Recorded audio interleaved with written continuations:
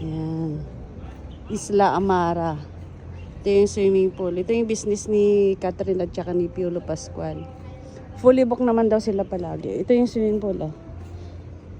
Oh. Ang ganda. Ito, yung may mga guest naman sila. Isla Amara. Di ba ang ganda? Isla Amara. O, napuntahan na namin yung resort ni Catherine tsaka ni Piolo. Hindi naman daw sila affected nang nag-break si Daniel tsaka si Catherine. Kahit Catherine daw lang daw sila concern. Ayan.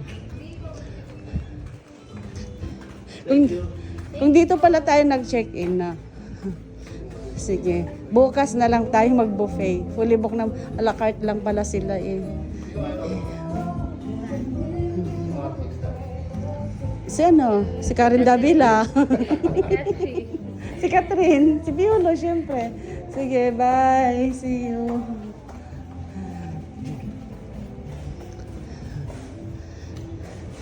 Buffet sila pag breakfast.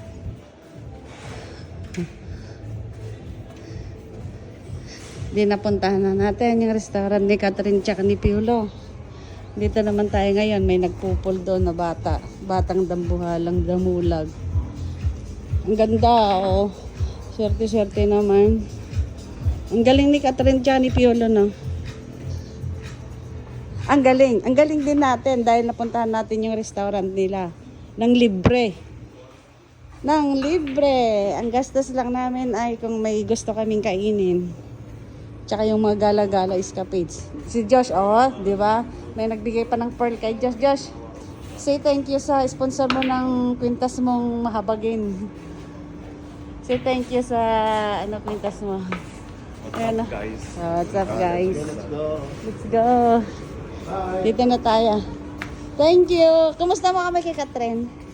Bye-bye. Vamos. Oh.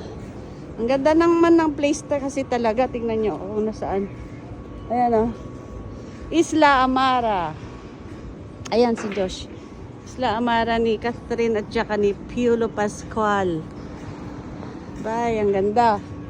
Ang ganda rin. Hindi naman siya kalakihan pero maganda naman kasi nasa harapan ng playa. Nasa harapan ng beach. Ayan, oh.